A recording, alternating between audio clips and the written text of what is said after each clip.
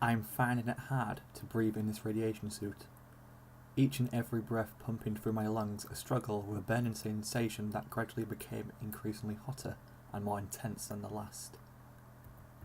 The bubble visor surrounding my head fogs up and disappears in pulses to each corresponding forced intake of recycled oxygen. The suit, constructed of skin-tight blue protective rubber and padding, was fused to my body with the heat surrounding me and shrouding the room in its will of hell. The ponies, like me, and dressed in a suit to match, were all littered across the floor around me. Mares, stallions, and foals were included in the mix, their faces sunken and drowned of any signs of life, not even a remote ounce of breath in any of their shells. That's all they were now. Shells. They were dead. So am I. Death came for them and claimed them, and I know it's only a matter of time before I topple over to join them. The IHS, integrated health system built into my suit, displaying holographic images of my vitals in the dome of my helmet, hooked into my central nervous system, flashed and beeped red on all levels. Below my left sapphire eye, a health bar was displayed, projected in a corresponding colour scheme to my suit. It was just about drained of all bars, with only around 10 remaining. An automated disembodied female voice repeatedly alerted my ears from the innards of my suit system. Warning! Warning! Low oxygen levels detected. Minor and major fractures detected. Flesh wounds detected. Lethal levels of radiation detected. I knew it would drop, slowly but surely. As I hobbled along, the shaking ground below me was beginning to subside, benefiting my balance, although the fracture in my rear left hoof wasn't aiding me in any helpful form. I had the steel bar to thank for that, as it came crashing directly into my leg, like an iron baseball bat, the pain burning ever so intensely through the horrendous crunch of my bones. I can feel the fragments grind with each and every slow, painstaking step. The ceiling of the building was crumbling, working its way to becoming nothing more than a lost piece of the accomplishments of the equine race. I could still hear them outside, the ponies of all races that made this country and nation function, all howling like animals and fighting for survival in the midst of the apocalypse. Luna and Celestia only know what's happening up top, if they are still on the side of the living, that is. I suppose it wouldn't really matter now anyway. At this rate, hope is merely a forgotten concept of life. It's gone forever. I hacked and coughed, entering a fit of choked gasping and shaky breaths as my legs crumpled beneath me and sent me to the floor head first. The stone grey tile flooring smacked against my dome. The entire right side of my helmet earned itself an extending crack that protruded all the way from the top of my white-coated ear down to my jawline. Not only that, but my vitals were now flashing a deeper red, resembling blood-red neon. Warning! Suit occupant in immediate need of medical attention. Oh, shut up, I wheezed. My voice drained of any and all traces of life and energy as my face lay planted with the floor, beside my fallen body. I saw that the suited body of a female pony, a Pegasus, judging by the bulges at her sides beneath the material of their suit, was collapsed next to me. Her mane was blonde and her coat was silver.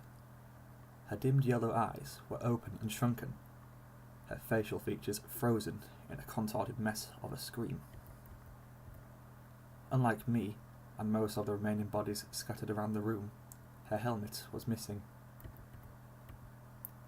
She was laying on her side with her cheek pressed into the cold floor. The heat in the room had long made her mane become a tangled mess from the humidity. There was a name tag on her breast, pinned to her as a form of identity on a simple plate of steel. It read, D. Hooves. I reached a hoof down and closed each of her eyelids, one after the other. It was the least I could do.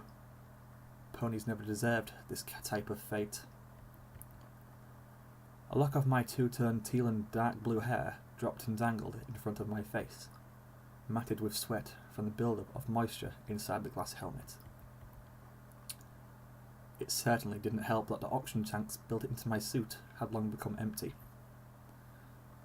My bones ached and felt as heavy as lead, and it took all of my strength to push myself backwards from the floor, causing myself to land on my rump with a rather unpleasant thwack to my hindquarters as I landed.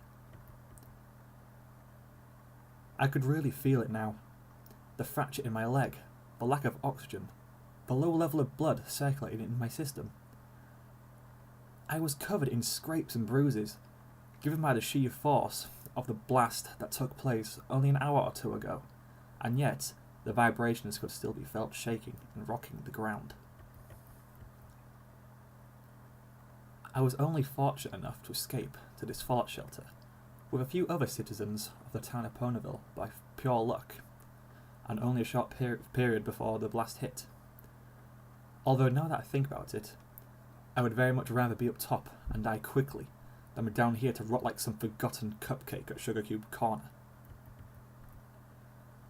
I didn't care much about the politics or disturbances in the community, but when news spread about a potential threat of nuclear annihilation bringing down a wave of life-ending doom and destruction, my nerves began to prick at an alarming rate.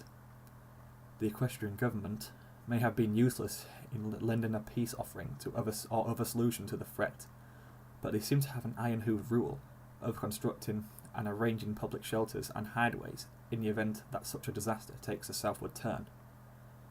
A prime example of said shelters is one that myself and most of the town of Ponyville vacated for. Unfortunately, the one thing they didn't count on, as much as they could have for quality assurance, was radiation shielding. Hence the reason that everyone had died not long after the nuclear eruption hit. I couldn't tell for sure where it hit exactly, but with an educated guess of distance judged by vibrations and the heat, I'd say not far. It was stronger than the roar of a dragon stuffed inside a megaphone, sounding more like an orchestra of screaming banshees with a blend of Tartarus arising from the very depths of the Gate of Darkness.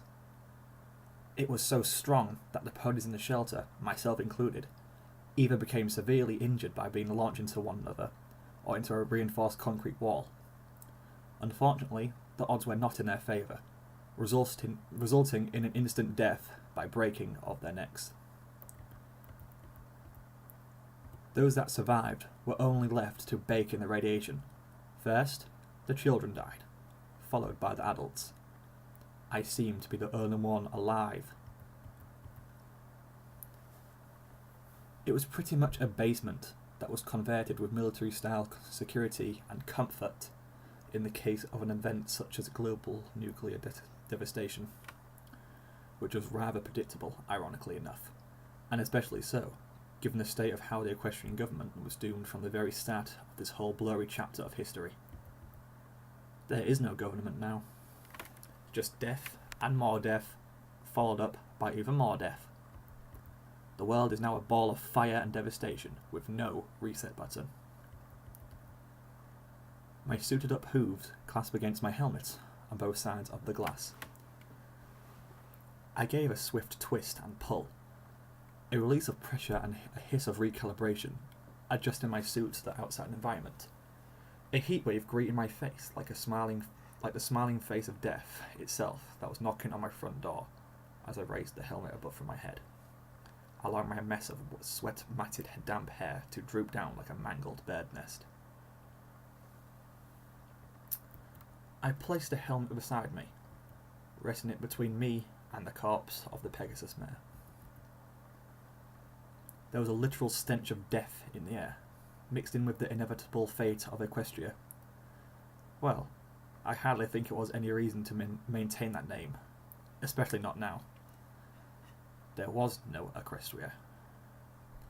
I could feel the heat and radiation sweep through my body, the pain and misery. I was going to die, alone with no family around me. No father, mother or siblings. Not even a wife or children to call my own. I never had the pleasure of having a family to call my own, and I never will. A tear crawled down my cheek like a blue marble, warmed by the air. Either my condition was going to kill me, or it would be the squad of free-for-all rioters trying to force an entry into the shelter. I can still hear them now, grinding, bashing, hitting and thwacking against the blast doors. Heavens know just how many of them are out there. A filly and colt, huddled against each other, interlocked hooves and removed helmets, no older than the age of maybe 11 each, were sat across from me in a corner. Her creamy cheek and pink-bowed red mane were snuggled deeply into his purple mane and orange coat, both their eyes closed with a peaceful smile on their lips.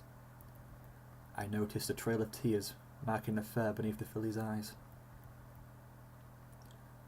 The children of the world, so innocent and naive to the terrors of the world they call home, only made to be directed towards the happiness and the sunshine of harmony. A safe haven. All they ever knew was happiness, and that had been extracted from their lives in the place of the plague called the apocalypse. Doomsday. For the children and adult ponies, this underground shelter is their graveyard, much as it will be mine. The sight of the pair cut a bottomless well in my radiation-tainted heart. Although dead, they were the last of the few children I will ever see before my time is up. I could feel a sensation of warmth begin to arise in the tip of my snout. Confused, I touched the hoof to it, bringing it to my eyes to see what my numbed hooves could not detect. Blood. Dark red blood. Lots of it. Any need I had to panic had long been a sensation I found no need to care for. I was simply too tired to care about giving a reaction to the sight. I'm sorry, I said, staring at the lifeless forms of the foes across from me. I'm sorry that this ever happened to you, I whispered. Warning! Warning! Shutdown of IHS imminent. User loss of bodily functions and life support systems imminent. Oxygen depleted. Fatal radiation poisoning detected. My integrated health system warned. On its own path of death. I couldn't be bothered to acknowledge it. I glanced around one last time, skipping over the faces of the many deceased. Ponies of both adolescent and adult status. The ones that I will soon join in the cold grips of the sleep of death. Blood splattered out of my mouth with a haggard cough, my throat raw and dry from the dehydration. The floor beneath me became painted with the substance, dark against the stone. My head was light and swimming with fatigue and bodily exhaustion. My muscles squeezed bone dry of any and all ounces of the strength I once had in my bodily fibres. Black spots began to invade my vision, popping in and out of the sides of my vision and working its way inwards to cover my eyes entirely, as if a night sky canvas was being knitted over my pupils. A sensation of being rocked overtook my body, and I had no perception over whether I was actually falling or not. I could have been still on the spot and not know it, or I could be clapped into one side where I would eventually cease to live. Either way, there was no denying that it was over for me. All that I knew was that the blackness that had taken a vision of the others had claimed my vision too. I knew, despite wishing that I hadn't been claimed, that I had been washed away with the rest of the world I once called home.